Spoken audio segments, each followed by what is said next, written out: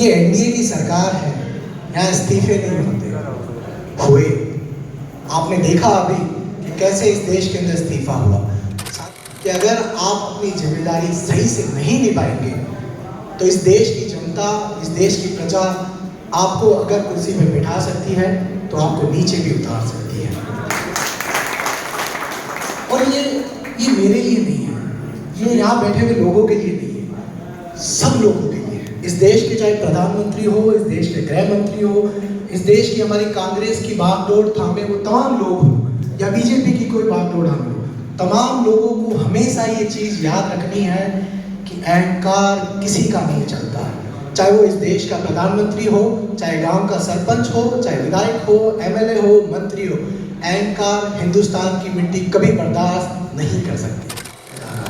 जो नफरत इस देश के अंदर बोई जा रही है, मैं उन तमाम लोगों को इस मंच के माध्यम से कहना चाहता हूं कि हिंदुस्तान की मिट्टी है।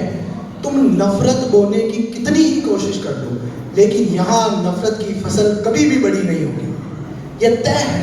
और आप जो सब लोग यहाँ पधारे हैं, आप सब लोग इस चीज की गवाही दे रहे हैं। आप और हम सब लोगों का क्या लक्ष्य है? लक्ष्य ये है कि इस देश की स्थिति सुधरे। स्थिति सुधरने का मतलब ये है कि इस देश में सड़क ठीक हो, अस्पताल ठीक हो, स्कूल अच्छे बने, और उस सब के लिए हमारी जवाबदेही है। लेकिन साथियों, हम सब लोग देख रहे हैं पिछले 10-12 सालों से इस देश को गलत दिशा में ले जाया जा रहा है। लोगों को ये महसूस कराया जा रहा है कि देश खतरे में है, धर्म खतरे में है, तमाम तरह की चीजें इस देश के अंदर की जा रही है। कोई मुद्दे की बात नहीं कर रहा, कोई ये मुद्दे की बात ये नहीं कर रहा है कि हमें आओ हम बैठ के बात करते हैं, सड़क बनाते हैं, स्कूल ठीक करते हैं, अस्पताल ठीक करते हैं।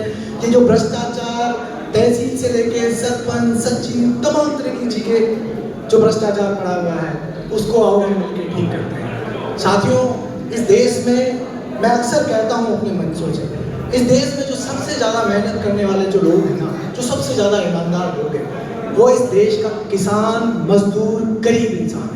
उसे पता ही नहीं है, वो इतनी मेहनत कर रहा है, वो इस मेहनत में कर रहा है कि जिस आदमी को मैंने अपना प्रतिनिधित्व दे रखा है वो मेरी जिम्मेदारी अच्छे से निभाएगा, मेरे बच्चों की स्कूल अच्छी बनाएगा। मेरे आप भिलवाड़ा के एमजी अस्पताल में जाके देखिए, आप आसिम के अस्पताल में जाके देखिए, आपको पता चलेगा आपके साथ किस तरह से बर्ताव हो रहा है। इसी चीज को ठीक करना है, और इस चीज को ठीक करने के लिए कौन लड़ाई लड़ रहा है इस हिंदुस्तान के अंदर? वो है एक आदमी, वो है राहुल गांधी।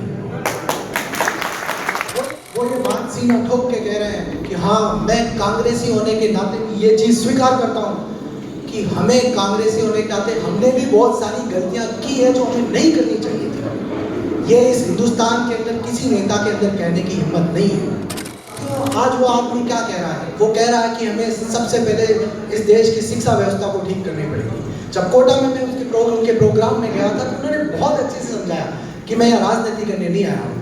मैं ये चाहता हूँ कि ये जो कोचिंग माफिया, जो कॉलेज माफिया, इन लोगों को हमें ठीक करना, क्योंकि यही ठीक होंगे ना तभी ये हिंदुस्तान तरक्की करता हुआ दिखेगा। बाकी तरक्की नहीं हो सकती इस हिंदुस्तान की। धर्म, जाति, ये सिर्फ और सिर्फ आप और हम सब लोगों को बांटने का काम कर सकती है साथियों, इसके अलावा कुछ भी नहीं कर सकती।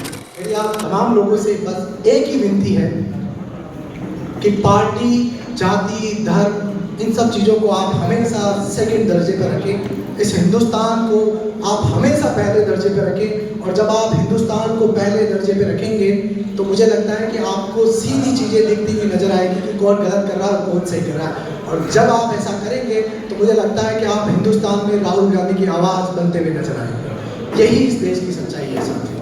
चुनाव में हम सब लोगों को मिलकर मजबूती के साथ राहुल गांधी की जो विचारधारा है उसको मजबूत करना है। व्यक्तिगत स्वार्थ को अपने आप पे हावी नहीं होने देना है।